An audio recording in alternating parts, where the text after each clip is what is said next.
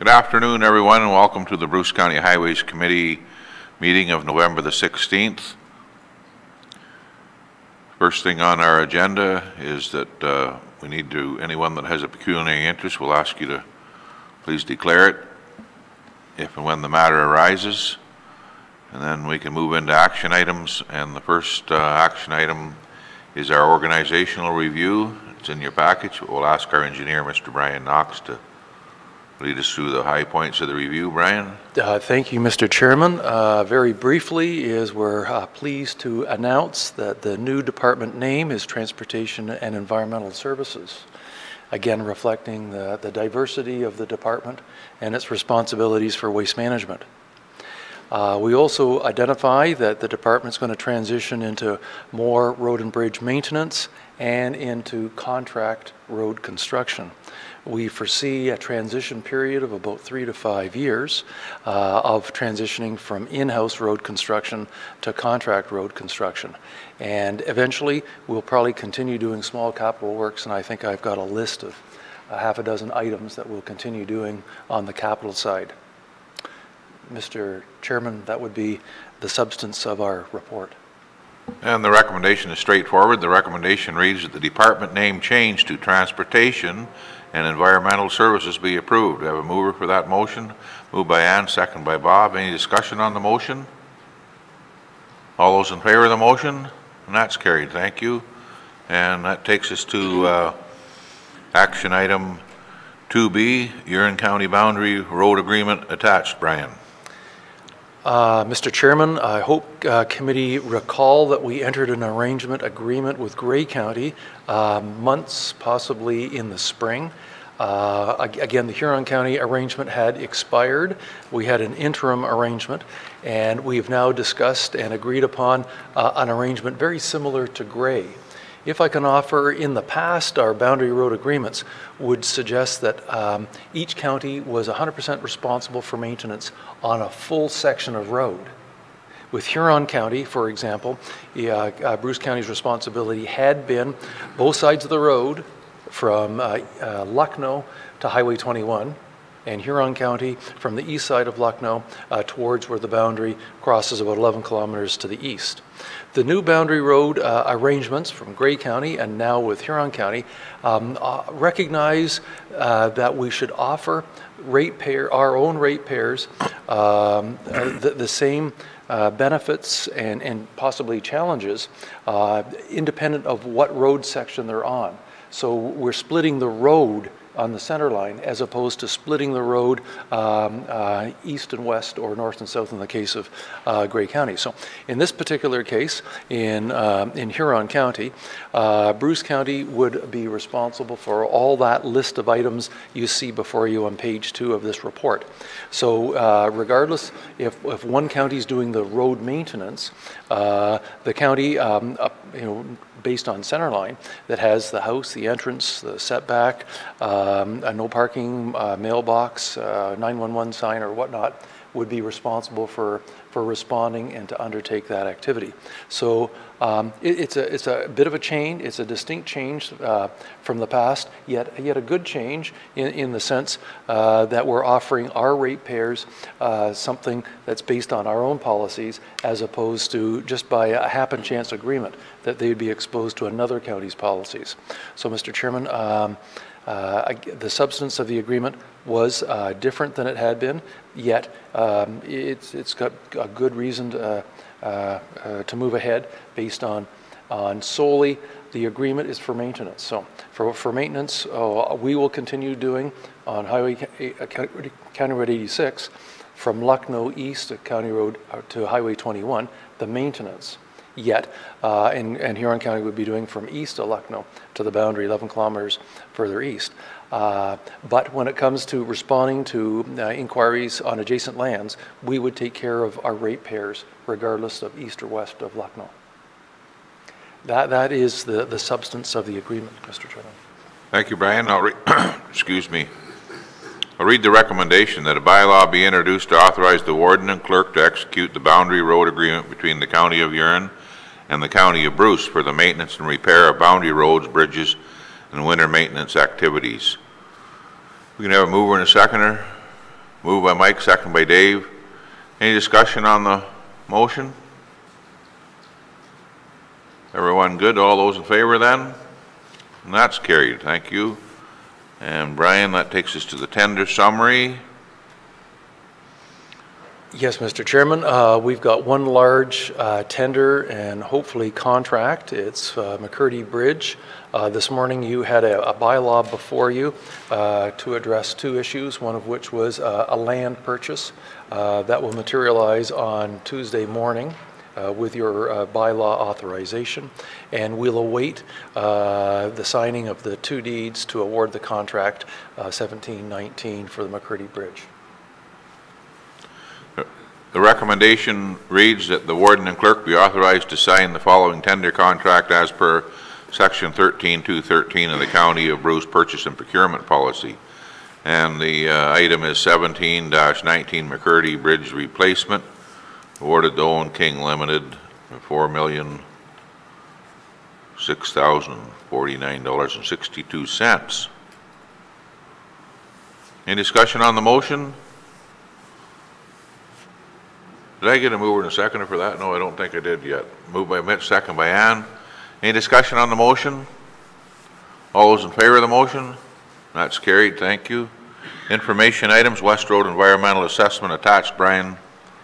Attached to your package are two letters from Saugeen First Nations. The first letter dated October 10th. We responded to in a letter of October 20th, and the report identifies the substance of our response, identifying that we would undertake a surface water and groundwater study, and we had engaged GM Blue Plan to assist us in the preparation of terms of reference, and that draft terms of reference was circulated, and that we acknowledge that we would undertake the study and test our preliminary preferred solution with other technical reports that may be influenced by the outcome of the surface water and groundwater study, and that we would offer comment period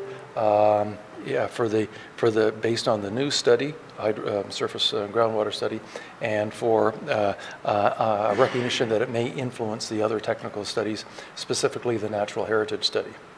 And so before we come before committee with a recommended preferred solution for committee's consideration, those documents would be available, and we would offer comment to a variety of groups, adjacent landowners, agencies, naturally First Nations. In response to our letter of the 20th, we received a letter from the 31st of October. Again, these two letters dated were addressed to the warden and myself. Consequently, they're attached to this report. And we identified in our letter of response of November 9th that yes, we stand behind the statements in the first page of the report, and that we would wish to we would provided a number of dates in November upon which we could meet and discuss in more detail the terms of reference, in the hope of coming to terms of reference upon which we could move forward and actually undertake the study for surface and groundwater on the West Road. Mr. Chairman, if I can go on, is we continue relying on the expertise of GM Blue Plan to assist in the terms of reference, and bearing in mind the winter approaching, we are engaging GM Blue Plan to undertake some very high-level reviews, background reviews, and to go out and look at some very preliminary site information, specifically the culverts. We know there's a number of culverts that we're going to replace or extend, and it would be valuable for them to undertake a site evaluation before the snow falls. That would be the substance of the report, Mr. Chairman. Brian's report was for information purposes, but does anyone have any questions or concerns about what Brian's just covered off for us today? Hearing none at this time, then, I'm sorry. I do. Thank you, Mr. Chair. So Brian, these two letters from the SON are pretty interesting. They both make reference to a letter that they wrote opposing this project. Was that ever circulated to the committee? Like that would be before my time sitting here, I'm sure, but do you know if that's been circulated? Assist me and if I get a date, I can probably. Yeah, no, I don't have one. It's just they make reference to that in each of these letters. Because that would be great to have that circulated, I think, to the committee. So the thing that concerns me is in their first letter, October the 10th, they refer to an agreement that you made with them to form a committee comprising of the MNR, the MOE, the county, and the First Nations in order to come up with the terms of reference and the RFP. And then in the next letter, they're talking about how you went ahead with GM Blue Plan and didn't put that committee together with them, and that they're quite upset about it because GM Blue Plan's terms of reference and the RFP don't adequately address their concerns. And then they twice again in each letter say that if their concerns are adequately addressed, they would write a letter withdrawing their objection to the project, but it doesn't seem to be going that way. So I'm just wondering why was it that you didn't form the committee that you had agreed to and went ahead with GM Blue Plan? We created a draft terms of reference with GM Blue Plan, and it's in my opinion that it's desirable to have a base document upon which to improve. And we had offered a number of dates of which to meet. So I think we offered, when we sent that original draft terms of reference, we offered maybe half a dozen dates that have now expired, and then we received their letter of the 31st. If I can offer is, their letter is their letter. We may not agree with all the contents of their letter. We may have responded to many of the contents of their letter. And those are contained in our responses of October 20th, I believe, and our recent one of November 9th. And those aren't attached in the report either, because I'd really love to see those letters that you've responded to them with. So my concern is, I mean, I really want to see this road paved. You know that, we're not in support of reconstruction. But you go on to say that the results of these tests might alter the preferred solution, which then takes me back to the concern that many of us had previously, that your public meetings were perhaps premature, because I think you made a presentation to the public explaining what the preferred solution seems to be at this point. And if that's going to change again, I'm just unclear as to why we would go back and forth like this before the public. If I can offer, I would add the words, our recommended solution was a preliminary recommended solution. When you hold a public meeting on a vast project, it's good to provide the public an idea of where the department is thinking, as opposed to leave it open-ended and have no structure or no focus. So it was clearly a preliminary preferred solution. So yes, that was recognized, and yes, the surface water and groundwater study is being done, and it may have influence on the natural heritage study, and that was clearly stated by SON and MOEE actually.